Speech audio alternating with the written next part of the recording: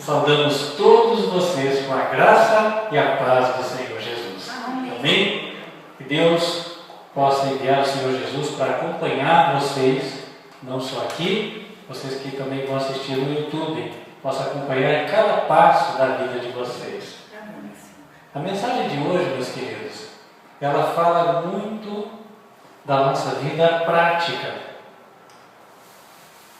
Queria convidar os amados para abrir em 1 Tessalonicenses, no capítulo 4. 1 Tessalonicenses, capítulo 4.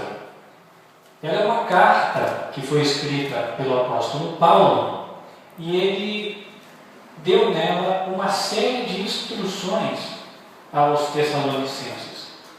E ela é uma carta essencialmente de ensino prático, mais do que doutrinário, inclusive.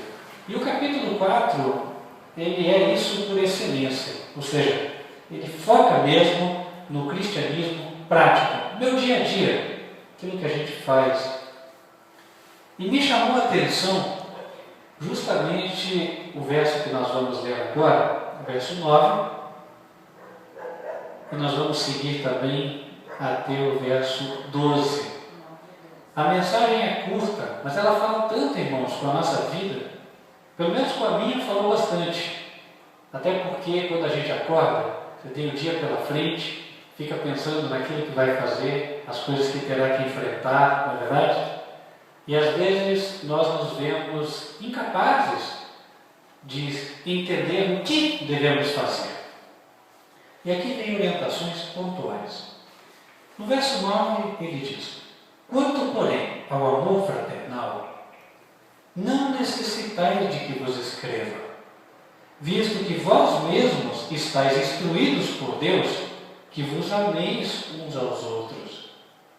Porque também já assim o fazeis para com todos os irmãos que estão por toda a Macedônia.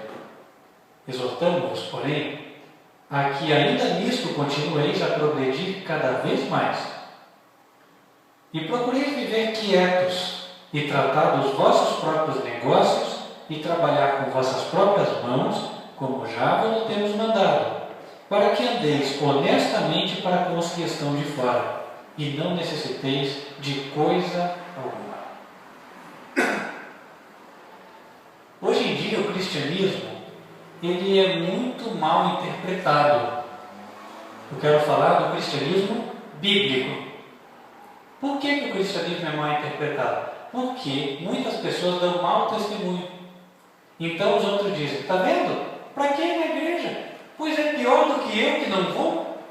Então melhor viver como eu vivo, melhor continuar como eu vivo, do que estar como aqueles. Porque eu não vejo no que aquele povo ali é melhor do que eu. Quantas vezes, como dizia, irmãos, quantas vezes eu já escutei isso dos de fora? Digo dos de fora, daqueles que não têm a mesma fé, daqueles que não congregam conosco, às vezes não vão em igreja nenhuma. E sabe, isso nos entristece, não é verdade? Porque às vezes nós temos um profundo desejo de que a pessoa professe a mesma fé que nós. Obrigado.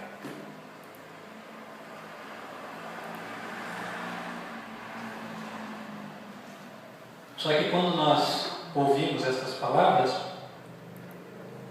nós já imaginamos que está tão longe dessas pessoas virem, né? Paulo fala, inclusive, no livro de Romanos, capítulo 2, que quando a pessoa professa a religião, quando a pessoa diz que serve a Deus, diz que obedece a palavra, mas dá mau testemunho, o nome de Deus é blasfemado por causa dela. Para quem quiser anotar o verso, está lá em Romanos capítulo 2, verso 24.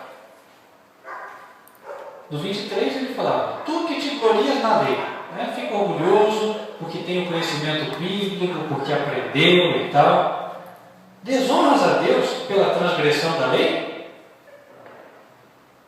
Porque como está escrito, o nome de Deus é blasfemado entre os gentios por causa de vós. E aí, tocando em miúdos o que ele fala nos próximos versos, a mensagem é a seguinte: Cristão de verdade é o obediente, aquele que faz o que é certo. Esse é cristão. Por quê? Aquele que não faz o que é certo demonstra para o mundo que não age como Cristo. Por isso que Paulo fala, olha, você, naquela época a circuncisão era o sinal de que a pessoa era da sinagoga judaica. Então ele dizia, olha, você vai lá, se circuncida na carne, mas procede mal, então dá mau testemunho. Você está agindo como alguém que não é circuncidado. Então na prática você é um não circuncidado. Agora, se aquele que nunca foi dentro da igreja, do judaísmo, nunca foi circuncidado, ele procede bem, ele não vai ser considerado um cristão? Não é verdade? Estou usando um comparativo entre lá e aqui, mas é para a gente entender. O foco é a realidade de hoje. Cristão é aquele que dá bom testemunho. Cristão é aquele que obedece a Deus, independentemente das consequências. Nem sempre, irmãos, parece fácil obedecer. Às vezes parece que ao obedecer nós vamos tomar um grande prejuízo ou até vamos acabar indo para a cadeia. Mas é bom obedecer. A Bíblia conta que José foi assediado pela esposa do seu patrão. Situação difícil. Parecia que se ele cedesse, ele ia ter uma boa convivência com ela, ela ia esconder tudo do patrão e tudo ia ficar bem. Claro, esse é o conto do vigário que a gente chamaria, o conto do inimigo, né? Mas José amava a Deus, por isso ele falou, não posso. Como eu faria tão grande mal e pecaria contra o meu Deus? E aí ele resolveu assumir as consequências. Irmãos, a situação era grave. Por quê? O patrão tinha autoridade até para mandar matar José. Então não era assim uma coisa tão simples, entende? Só realmente alguém que está com o coração ligado ao coração de Deus, o coração ligado a fazer aquilo que é certo, que poderia dar a resposta que José deu. E daí nós tiramos uma coisa, meus queridos, que é o seguinte: quem é a pessoa que verdadeiramente ama a Deus? Quem ama a Deus de verdade? Será que é aquele que diz assim, eu amo a Jesus, e aí ele ora, e parece que até na oração dele ele carrega você? Seria esse? Será que é aquele que fala de Jesus de uma forma tão tocante que você até chora? Será que seria isso? Será que seria aquele que prega bem? Será que seria aquele que chega todo dia no horário na igreja? Ou seria aquele que obedece a Deus? Sabe, Jesus disse certa vez, se me amais, guardareis os meus mandamentos. Não é verdade? Quem ama Jesus, meus queridos, guarda os seus mandamentos. Nunca vai mudar isso aí. E aqui Paulo tratava de forma da obediência na sua forma prática. Primeiro no verso 9, que a gente leu de 1 Tessalonicenses 4, ele falava do amor fraternal. O que é o amor fraternal? Fraterno tem a ver com irmão. É interessante ter uma palavra parecida até no italiano, né? Fratelli. Fratelli, irmão. Mi fratellino, é meu irmãozinho, né? O amor fraterno é o amor daquela amizade sincera, amizade verdadeira, companheirismo, lealdade um para com o outro, independente da circunstância. É aquela amizade não feita por conveniência. Enquanto a circunstância é a favor, estamos juntos. Talvez estamos juntos porque dividimos a mesma sala de trabalho, talvez porque estamos na mesma sala de aula, talvez porque o amigo tem dinheiro, talvez porque o amigo tem uma boa influência, pode me ajudar, não é verdade? Muitas vezes as pessoas são avaliadas por aquilo que elas podem nos dar, né? Isso não é amor fraternal. Isso é outro tipo de convivência. Nós podemos qualificar de qualquer outra forma, menos de amor fraternal. Mas Paulo está colocando aqui que quando Jesus entra na vida, então há uma lealdade de fato. E aí essa lealdade não tem a ver com aquilo que a pessoa pode oferecer. A pessoa às vezes, ela não é uma pessoa de convivência muito agradável, ela é uma pessoa que só precisa de ajuda, e mesmo assim nós estamos lá. Não é verdade? Isso é amor fraternal. E ele diz assim que era algo corrente, que ele ensinava sempre, tanto que ele fala, ó, não necessitais que vos escreva, visto que vós mesmos estáis instruídos por Deus, que vos ameis uns aos outros. Então, obviamente, já ficava repreendido todo espírito de divisão, de facção, né, de politicagem. Nada disso deveria existir. Ou seja, preferência de um em detrimento do outro. Não. Amor fraternal, irmãos. Igualdade dentro do meu coração. Eu posso fazer um aplicativo aqui com os meus filhos. Tenho 2. Aí fazemos o cultinho. Quando acaba, a mais velha já vem abraçar o pai. Só que a malandragem começa cedo, né?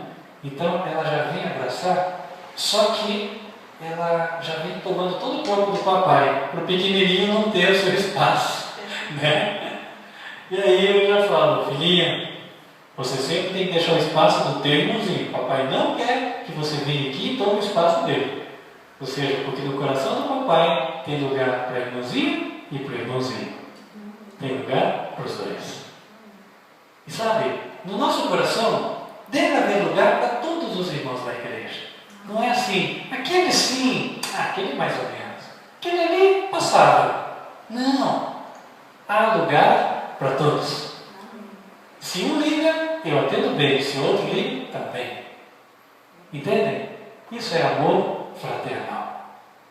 E sabe, isso é uma preciosidade. Inclusive eu louvo a Deus, porque Deus está colocando algo semelhante em nós, de tal forma que nós sentimos alegria de chegar neste recinto aqui, de nos ver. Não é verdade?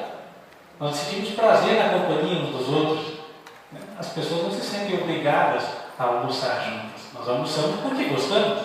Não é verdade? Então isso é fruto do trabalho de Cristo em nós. Isso, meus queridos, é obediência a Deus. Nós não estamos aqui jogando conversa fora. Até porque o apóstolo Paulo disse em Romanos capítulo 13, o cumprimento da lei é o amor. Versos 9 e 10. E ele disse aqui que é uma instrução básica que Deus dá a cada cristão de que ele ame o próximo. Então é aquela coisa de que Deus fala na própria consciência de cada um de nós, entendeu? Desde que nós demos espaço a Cristo, Ele já vem colocando em nós o tratar bem o meu irmão, né, o querer bem a ele, tratar todos com igualdade. E aí Paulo disse que inclusive eles já faziam isso com os irmãos que estavam por toda a Macedônia. E ele exortou os irmãos a continuarem a progredir cada vez mais nisso. Então, irmãos, fica evidente que não há ponto ideal. Sempre há espaço para progressão. Hoje eu gosto, amanhã eu posso gostar mais. Claro, vamos resguardar aqui o respeito que deve haver, certo? Homem, mulher, etc, etc. Mas deve haver um amor puro, um amor fraternal, um companheirismo, uma lealdade crescente. Como é que isso acontece? Irmãos, continuemos vivendo, deixando Jesus fazer a obra e cada vez vai aumentar. Porque foi Ele quem trouxe até aqui. Então Ele é aquele que vai continuar. E Ele diz: e procureis viver quietos. Olha, irmão, sabe que muitas vezes é difícil seguir isso aqui, não é verdade? Às vezes a gente perde a paciência. Aí fala para a pessoa que se arrepende depois, né? Puxa, acabei estourando, estava num dia difícil. Também tinha que falar aquilo comigo? Poxa, não pensou? Tinha que fazer tal coisa? Não é assim? E aí Deus fala: filha, vem cá, vem. Vem comigo, fala aí, desabafa comigo. Ah, desabafou, não tem problema, eu te escuto, tudo bem. Agora, vai tranquilo, deixa isso para lá. Sabe a conversa de filho e pai, filho e mãe? Né? É essa conversa que Deus quer ter conosco. Aí nós vamos ser quietos. Jesus quer fazer isso. É possível, meus queridos, mas só deixando Jesus fazer a obra. Outra coisa que ele diz aqui: tratar dos vossos próprios negócios e trabalhar com as vossas próprias mãos. Sabe, quando a pessoa se torna cristã, aquela malandragem some. Quantos e-mails eu recebo, irmãos, quase todos os dias, de pessoas dizendo assim: não, sabia que o ideal é você ter os outros trabalhando para você? É você ter o dinheiro dos outros trabalhando para você? E etc, etc, não é assim? Aí eles chamam isso de o malandro, o esperto, o sábio, sábio segundo o mundo, certo? É errado ter dinheiro? Claro que não. Isso não é um pecado. Agora, o errado é querer usar a inteligência que Deus deu para tornar outros escada para nós subirmos. Sabe como é isso, né? Então, usa-se as pessoas. Não se deve fazer isso. Deus determinou que cada um de nós deve ter o nosso trabalho. Irmão, Deus me tocou outro dia, minhas crianças são pequenas, mas Ele me tocou a dar uma tarefa para elas, coisa diferente da atividade cotidiana, e propor um pequeno pagamento. Não tão grande a ponto delas fazerem o que não devem com o dinheiro, mas grande o suficiente para que cada uma delas com aquele dinheiro pudesse dar o dízimo, dar a ofertinha e ainda comprar um pequeno brinquedinho. R$10 para cada um. Né? Irmãos, foi interessante porque aí Deus nos deu a oportunidade de ensinarmos algumas lições. Né? Primeira lição: nada é de graça nesta vida. Quem quer, precisa trabalhar. Segunda, brinquedo custa caro. Se quebrar, tem que trabalhar para comprar outro. E se não é você, é o papai. Terceiro, por que o papai nem sempre está disponível para brincar? Porque o papai tem que trabalhar, como vocês trabalharam, para ganhar dinheirinho. E assim vai. Sabe, Deus quer que o cristão seja industrioso.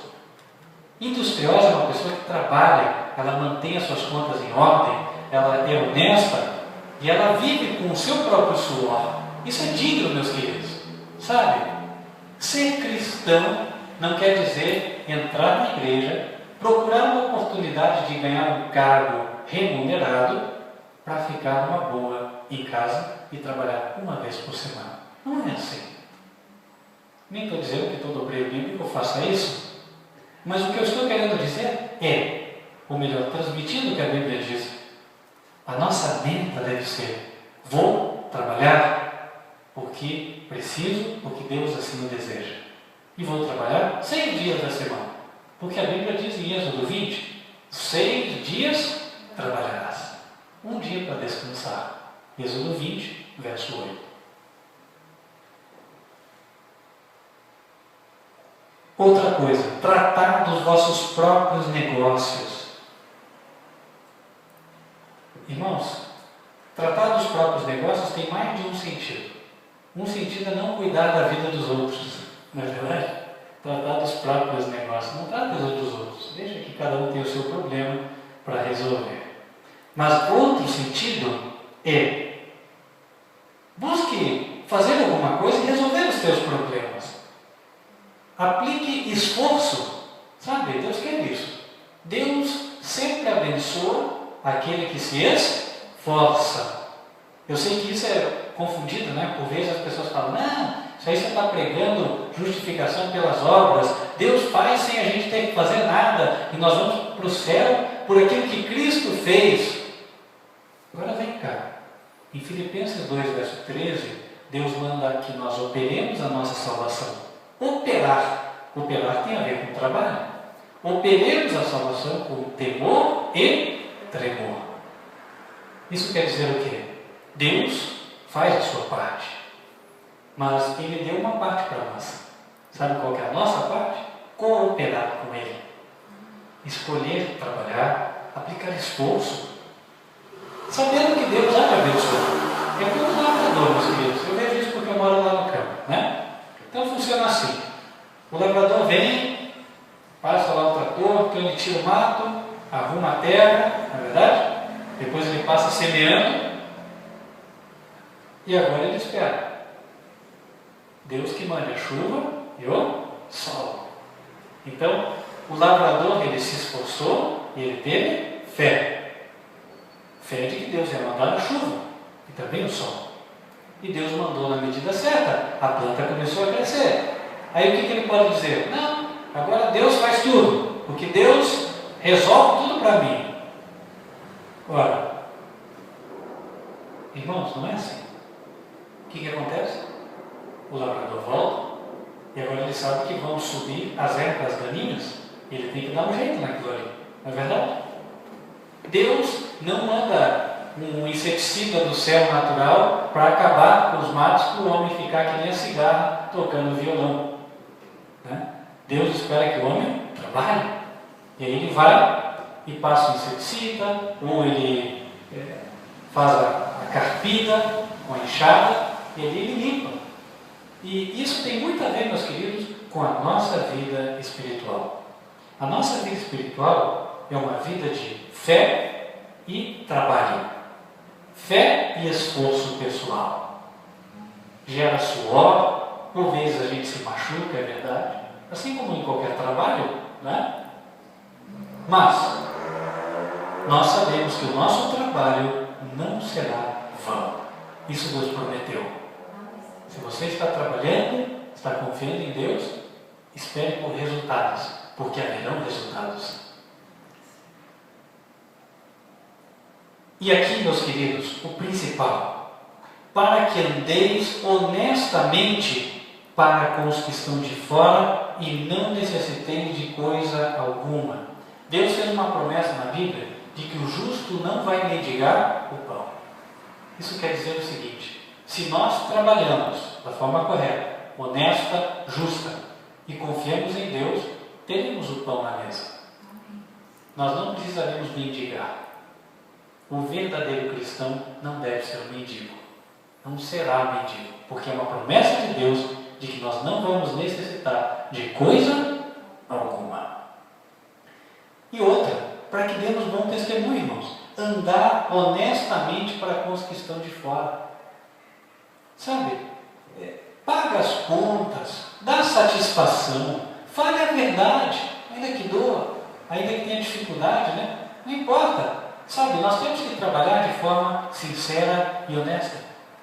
Eu falava isso com uma pessoa, hoje até, eu disse a ele: olha, você já notou que quando se faz a coisa de forma correta, honesta, as coisas estão andando? Ele falou: é verdade, eu tenho visto que à medida que vamos acertando, Deus vai mudando, bênçãos vão entrando. Eu falei: é assim, Deus tem me tocado disso. Sabe, meus irmãos, nós às vezes podemos nem abrir a nossa boca para falar da Bíblia, só que as pessoas estão nos olhando, porque o cristão, ele passa por uma mudança. Antes de conhecer a Jesus, antes de conhecer a Jesus, ele era uma espécie de muro opaco, ninguém dava muita atenção. Agora, quando ele aceita Jesus, ele se converte numa vidraça, e as pessoas querem jogar pedras. Então a vidraça tem que estar muito boa, muito limpa, muito cuidada, para que as pessoas vejam que a casa onde aquela vidraça está não é uma casa abandonada. Porque as pessoas só jogam pedra em casa abandonada, né? Ou seja, a maioria das pedras vão para a casa abandonada. A casa que é bem cuidada, de vez em quando pode até receber uma pedrada, mas é mais difícil, não é verdade? As pedradas são as acusações das pessoas. Sabe, elas querem falar mal de você e por consequência da tua religião, porque elas limpam tudo. Então, se o teu testemunho é coerente e é bom, então você deu menos espaço para falatório e você tem mais chance de ganhar essas pessoas para Jesus. Agora, se o testemunho for ruim, irmãos, é como uma casa abandonada. A piazada marca, vai de noite e acaba com a vidraça. Fala mesmo. Aí nós caímos na boca do povo. Ai, irmão, e uma vez estragada a reputação, é difícil reconstruir. Não é verdade? Então, sabe, meus queridos, a tônica da mensagem de hoje, que já estamos encerrando, é: procuremos ter uma vida correta, procuremos ter uma vida coerente. Confiemos em Deus, no poder de Jesus, para que isso aconteça. Até porque esta é a maior pregação que nós podemos dar ao mundo. Não haverá nada mais eloquente do que um testemunho de vida coerente. Repito, nunca haverá nada mais eloquente do que um testemunho de vida coerente. Amém? Que essa possa ser a nossa realidade, meus queridos. E queria fazer o apelo, então, a você que está aqui e gostaria de ter esse testemunho de vida coerente. Gostaria do poder de Jesus para andar corretamente, para continuar dando esse testemunho fiel, testemunho de lealdade a Deus. Nós, é verdade que temos uma parte, mas sozinhos não conseguimos. Nós precisamos do poder de Jesus. Eu te convido a vir aqui para que nós oremos juntos e peçamos. Amém? Pode vir aqui.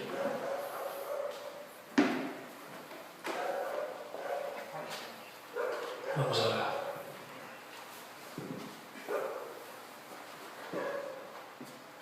Senhor, nosso grande Deus, nós queremos, Senhor, suplicar o Teu poder nesta noite.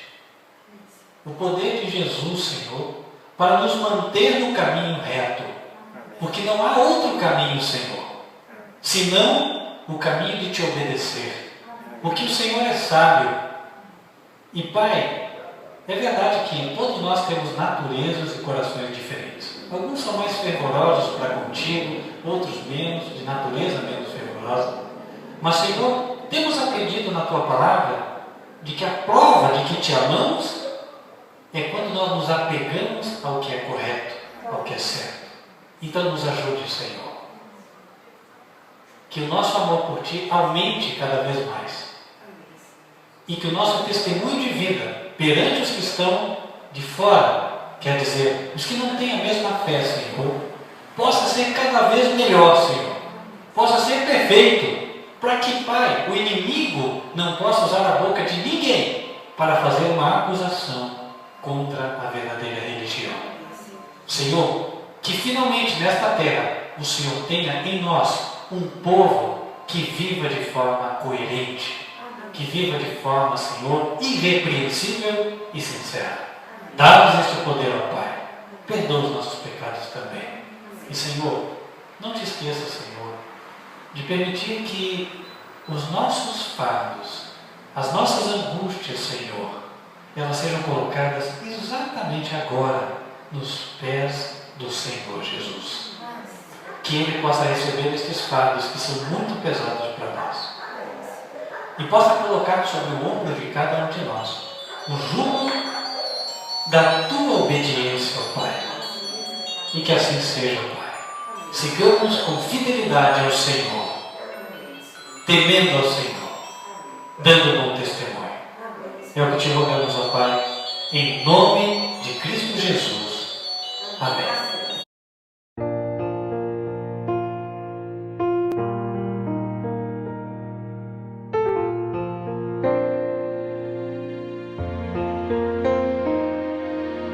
Bem-aventurado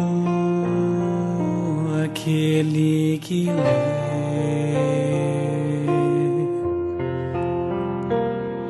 que ouve e atende a profecia desse livro, porque o tempo está bem próximo. Porque o tempo está próximo, porque o tempo está próximo.